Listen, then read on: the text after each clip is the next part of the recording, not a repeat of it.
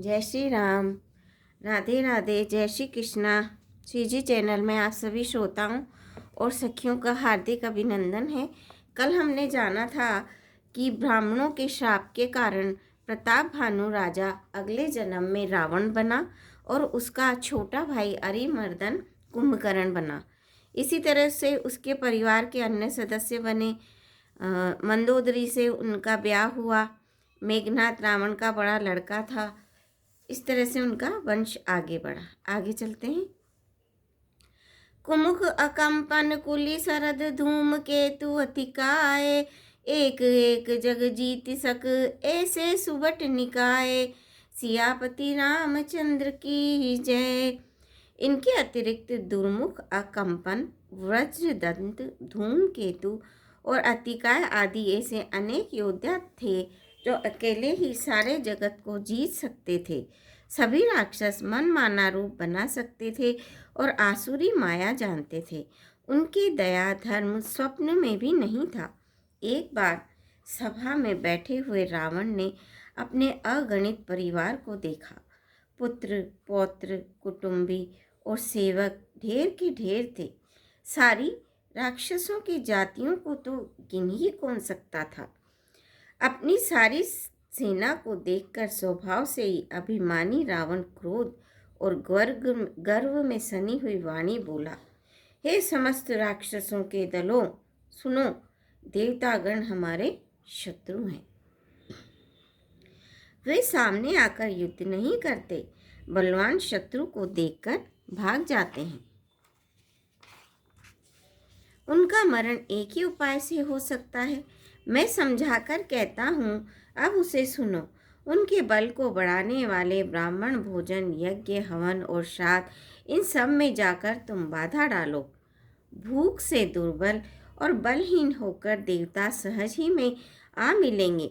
अब उनको मैं मार डालूंगा अथवा भली भांति अपने अधीन करके सर्वदा पराधीन करके छोड़ दूंगा।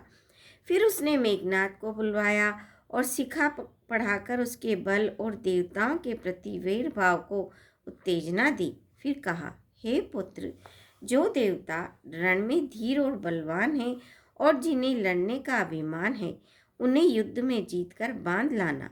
बेटे ने उठकर पिता की आज्ञा को शिरोधार्य किया। इसी तरह उसने सबको आज्ञा दी और आप भी हाथ में गदा लेकर चल दिया। रावण के चलने से पृथ्वी डगमगाने लगी और उसकी गर्जना से देवर मणियों के गर्भ गिरने लगे। रावण को क्रोध सहित आते हुए सुनकर देवताओं ने सुमेरु पर्वत की गुफाएं तकी। भागकर सुमेरु की गुफाओं का आश्रय लिया। दिक्पालों के सारे सुंदर लोकों को रावण ने सूना पाया। वो बार बार भारी सिंह गर्जना करके देवताओं को ललकार ललकार कर गालियां देता था। रण के मद में मतवाला होकर वह अपनी जोड़ी का योद्धा खोजता हुआ जगत भर में दौड़ता फिरा, परंतु उसे ऐसा योद्धा कहीं नहीं मिला।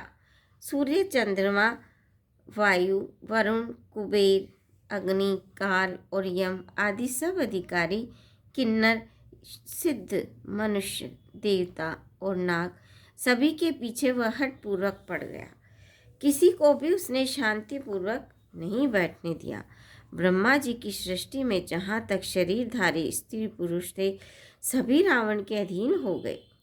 डर के मारे सभी उसकी आज्ञा का पालन करते थे और नित्य आकर नम्रतापूर्वक उसके चरणों में सिर नवाते थे।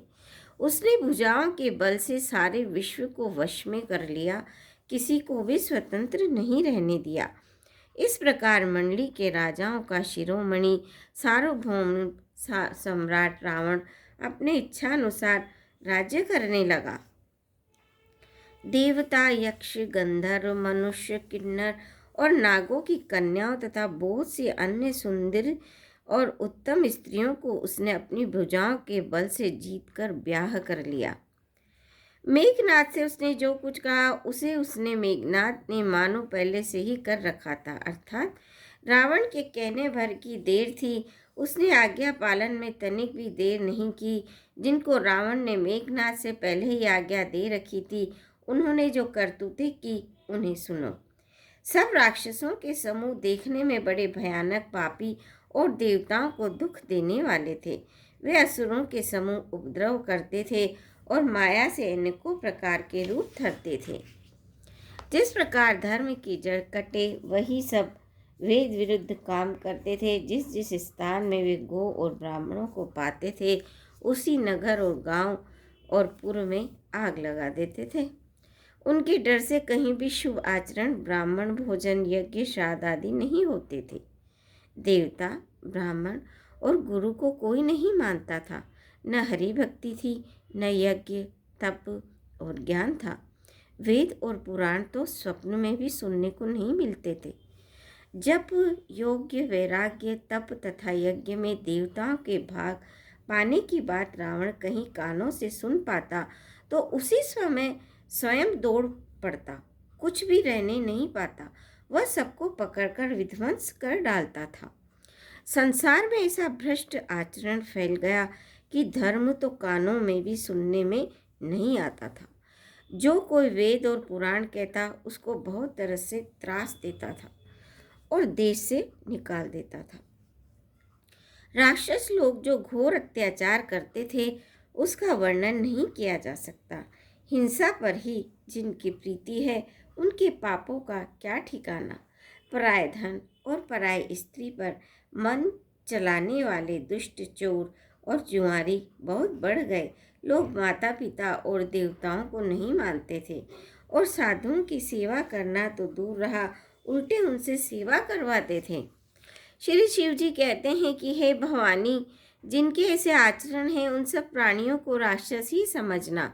इस प्रकार धर्म के प्रति लोगों की अतिशय ग्लानि देखकर पृथ्वी अत्यंत भयभीत एवं व्याकुल हो गई।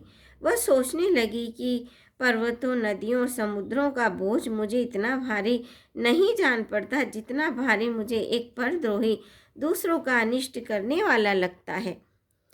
पृथ्वी सारे धर्मों को विपरीत देख रही है, पर रावण से भयभीत हुई वह कुछ बोल नहीं सकती।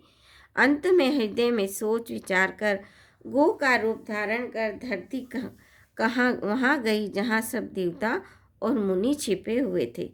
पृथ्वी ने रोकर उनको अपना दुख सुनाया, पर किसी से कुछ काम न बना। तब देवता, मुनि और गंधर्व सब मिलकर ब्रह्मा जी के लोक को गए। भय और शोक से अत्यंत व्याकुल बेचारी पृथ्वी भी गो का शरीर धारण किए उनके साथ थी। ब्रह्मा जी सब जान गए। उन्होंने मन में अनुमान किया कि इसमें मेरा कुछ भी वश नहीं चलने का। तब उन्होंने पृथ्वी से कहा कि जिसकी तू दासी है, वही अविनाशी हमारा और तुम्हारा दोनों का सहायक है। ब्रह्मा जी ने कहा, हे धरती, मन में धीरज धारण करके श्री हरि के चरणों का स्मरण करो। प्रभु अपने दासों की पीड़ा को जानते हैं, वे तुम्हारी कठिन विपत्ति का नाश करेंगे। सब देवता बैठकर विचार करने लगे कि प्रभु का कहाँ पावे, ताकि उनके सामने पुकार करें। कोई वैकुंठपुरी जाने की कहता, कोई कहता वहीं प्रभु क्षीर समुद्र में ही निवास करते हैं। जिसके हृदय में जैसी भक्ति और प्रीति होती है, प्रभु वहाँ सदा उसी रीति से प्रकट हो जाते हैं। हे पार्वती, उस समाज में मैं भी था। अवसर पाकर मैंने एक बात कही, मैं तो ये जानता हूँ कि भगवान सब जगह समान रूप से व्यापक हैं। प्रेम से वे प्रकट हो जाते हैं। देश, काल, दिशा, विदिशा में बताओ ऐसी जगह कहाँ है जहाँ प्रभु ना हो। वे चराचर में व्याप्त होते हुए भी सबसे रहित हैं और विरक्त हैं। उनकी कहीं आसक्ति नहीं है। वे प्रेम से प्रकट होते हैं जैसे अग्नि। अग्नि अव्यक्त रूप से सर्वत्र व्याप्त है, परंतु जहाँ उसके लिए अरणि, मंथन आदि साधन किए जाते हैं, वहाँ वह प्रकट होती है। इसी प्रकार सर्वत्र व्याप्त भगवान भी प्रेम से प्रकट होते हैं। मेरी बात सबको प्रिय लगी। ब्रह्मा जी ने साधु साधु कहकर बड़ाई की। सुनि विनंचि मन हर्ष तन, पुलकी नयन बहनीर। स्तुति करत जोरि कर, सावधान मति धीर। सियापति रामचंद्र की जय, पवन पुत्र हनुमान की जय। मंगल भवनीय मंगल हारी, धबऊ सुदशरथ अजर बिहारी। दीन दयाल विरद संभारी, हरऊ नाथ मम संकट भारी। श्रोताओ, आज के लिए बस इतना ही। कल आपसे फिर भेंट होगी। आपसे आशा है मेरे चैनल को सब्सक्राइब करेंगे, वीडियो को लाइक करेंगे, शेयर करेंगे। धन्यवाद।